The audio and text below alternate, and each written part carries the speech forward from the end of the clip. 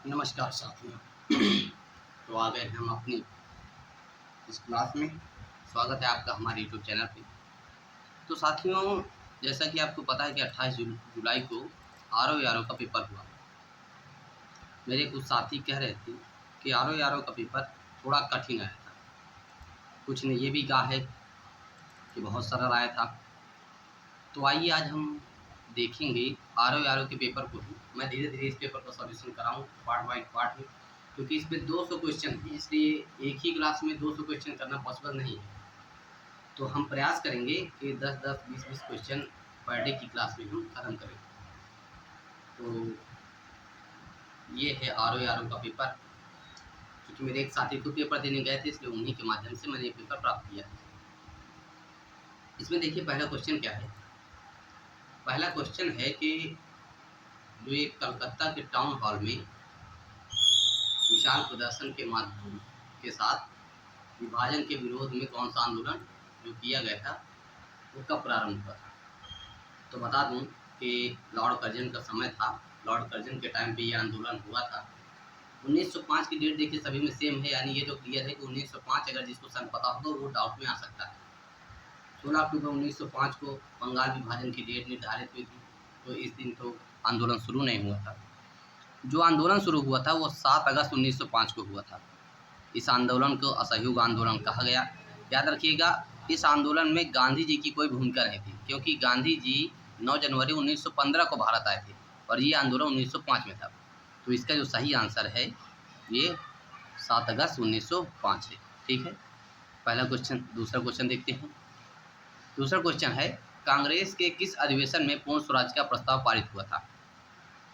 आपको एक बात बताएं, इस जो अधिवेशन में था, इसी अधिवेशन के बाद हमने गणतंत्रता दिवस मनाना शुरू किया, मतलब वो पूर्ण स्वराज्य दिवस मनाना शुरू किया 26 जनवरी को।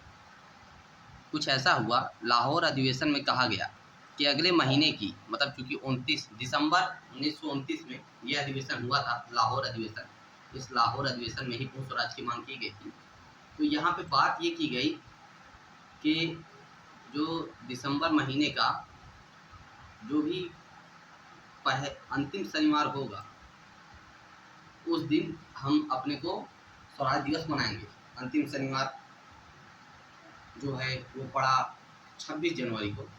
तब से हम 26 जनवरी को स्वतंत्र स्वराज दिवस में मनाने लगे। और जब हमारा संविधान लागू हुआ 26 जनवरी 1950 को, उस दिन से हमने इसे मनाना शुरू कर दिया। आपको दिख तो रहा है ना साफ साफ, क्योंकि आपको दिखना जरूरी है। तो इसका आंसर ये है, यानी लाहौर अधिवेशन 1929 में पंडित जवाहरलाल नेहरू की अध्यक्षता में यह अधिवेशन हुआ, जिसमें पूर्ण स्वराज्य का प्रस्ताव पारित किया गया। तीसरा क्वेश्चन देखिए, निम्न में से किस देश ने आजाद हिंद सरकार को मान्यता नहीं दी थी।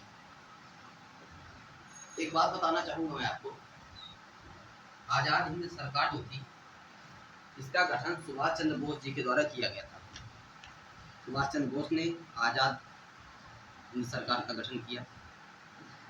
जापान देश ने 23 अक्टूबर 1943 को इस आजाद हिंद सरकार को मान्यता दी। जर्मनी ने मान्यता दी, फिलीपींस ने मान्यता दी, इटली ने मान्यता दी, थाईलैंड ने भी मान्यता दी।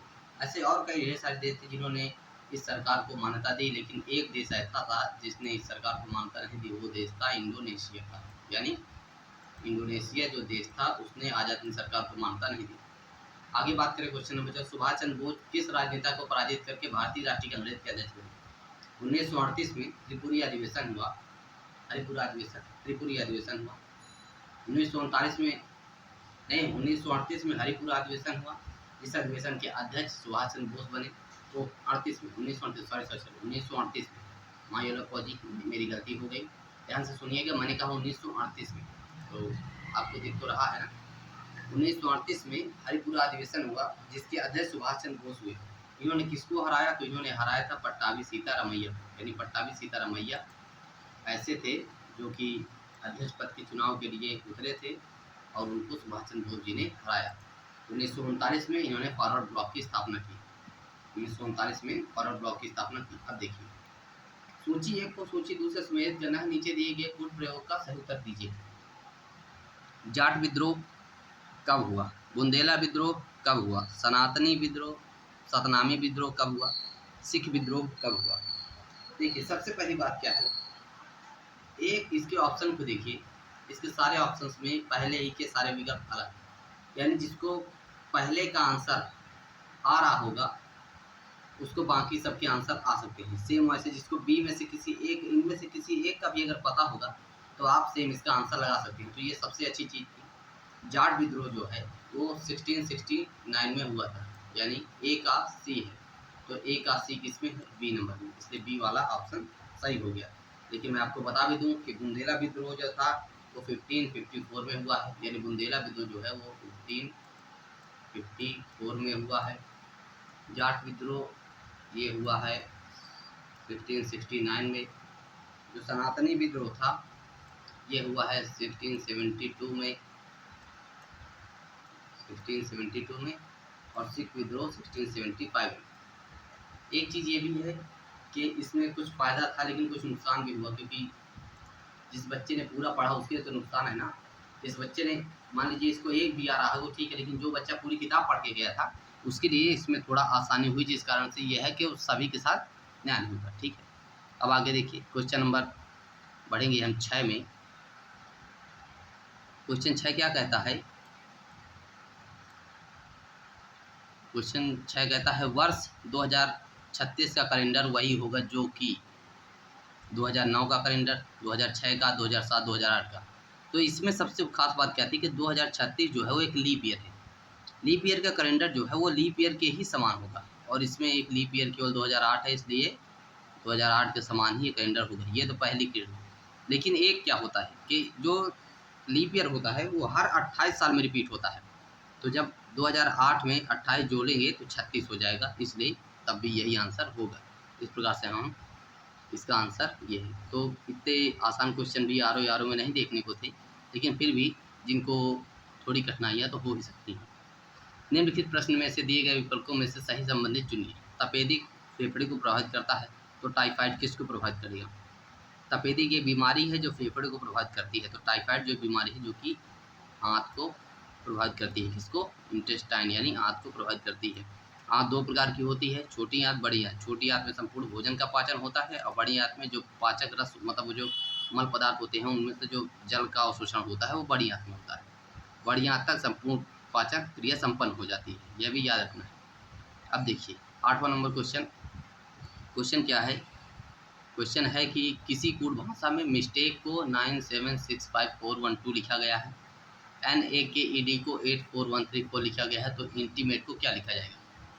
देखिए, इससे कोई ट्रिक नहीं बन रही है, मतलब कोई पैटर्न नहीं फॉलो कर रहा है। यानी यहाँ में जो ए है, यहाँ जो ए है, दोनों का मिलाइए तो यहाँ ए का 4 है, ये देखो, यहाँ भी ए का 4 है, ये देखो, यहाँ ई का मिलाओ, यहाँ ई का मिलाओ, यहाँ के लिए ई का 2 है, यहाँ भी ई के लिए 2 है। यानी ये कह सकते हैं कि ये सिंपल कॉमन कोडिंग है। कॉमन कोडिंग क्या होती है कि जो अक्षर दिए रहते हैं उन्हीं अक्षरों से एक शब्द बनाया जाएगा मिल करके, बस उनके अक्षरों के जो स्थान है उनको उठा कर रख देना है। तो आई की जगह पे हम क्या रखेंगे? यहाँ आई देखेंगे 7 है, तो 7 से स्टार्ट होने वाले 3 हैं, ये वाला ख़त्म हो गया। आगे देखो, एन के लिए कौन सा है? एन के लिए 8 है, तो 8 किस में है? 7 8, ये है 7 8, तो ये ख़त्म हो गया। अब देखिए टी के लिए 4 में है 6 5, 5 किस में है? 7 8 5, 7, यानी ये भी खत्म हो गया। यानी सही आंसर क्या हुआ? ये हमारा सही आंसर हो गया। तो इस प्रकार से हम कहें तो इस क्वेश्चन का जो सही आंसर होगा वो कुछ ये होगा। ठीक है, कौन सा? ये होगा।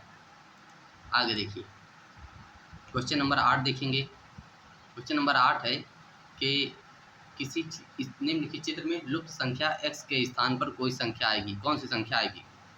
2 5 3 6, यहाँ x और यहाँ 24। सबसे बड़ी बात क्या है, यहाँ पैटर्न है, 2 में 3 जोड़ो 5 हो जाएगा, 5 में 1 जोड़ो 6 हो जाएगा, 6 में 18 जोड़ो तो 24 हो जाएगा। यहाँ पे यही पैटर्न फॉलो करना है, यहाँ पे और बाकी कोई खास पैटर्न या ट्रिक नहीं लग रही है। 2 में 3 जोड़ेंगे तो 5 हो जाएगा, 5 में 1 जोड़ोगे तो 6 हो जाएगा, 6 में 18 जोड़ोगे तो 24 हो जाएगा। बस यही यहाँ पे यही सिंपल ट्रिक काम कर रही है। अब समझिए लास्ट क्वेश्चन आज का, हम 10-10 क्वेश्चनों की सीरीज बनाएंगे, आगे चल के हम इसको और बढ़ाते चले जाएंगे। निम्नलिखित आकृति में से कौन सी आकृति, थोड़ा छोटा कर लेता हूँ ताकि आपको दिख सके, निम्नलिखित आकृति में से कौन सी आकृति शेष से भिन्न है। देखो, इसमें दो पॉसिबिलिटी हो सकती हैं। एक में बंद आकृति के अंदर बंद आकृति, बंद आकृति के अंदर बंद आकृति, बंद आकृति के अंदर बंद आकृति, और इसमें बंद आकृति खुली आकृति है, मतलब त्रिभुज तो बंद है लेकिन ये दो खुली आकृति है। इसलिए एक ये पॉसिबिलिटी के अनुसार से एक ये डिफरेंट हो सकता है। एक और पॉसिबिलिटी रख सकती है यहाँ पे कि यहाँ 4 भुजा के अंदर 3 भुजा, 5 भुजा के अंदर 4 भुजा, 3 भुजा के अंदर 2 भुजा, लेकिन यहाँ 3 भुजा के अंदर 4 भुजा। इस हिसाब से ये भी राइट हो सकता है। तो इस पे आप देख लीजिएगा कि इस पे कौन सा पैटर्न को सही मान रहे हैं, इस हिसाब से ये हुआ है। तो ये था हमारा आज का लेक्चर। आप सभी ने हमारे लेक्चर को देखा, इसके लिए धन्यवाद, तहे दिल से थैंक यू। कृपया चैनल को सब्सक्राइब करें, शेयर करें और अपने दोस्तों को भी इसके बारे में बताएं ताकि मेरा मनोबल बढ़ सके और मैं आप सबके लिए ऐसे ही वीडियो बनाता हूँ। तो आज आर ओ के पहले पार्ट में हमने 10 सवालों को किया। इस प्रकार से हम 10-10 सवालों की सीरीज लेके आते रहेंगे और आप सबके लिए आर ओ के पेपर को सॉल्व करा देंगे। आप सभी को वीडियो देखने के लिए धन्यवाद, थैंक यू। शुभ दिन जाए आपका।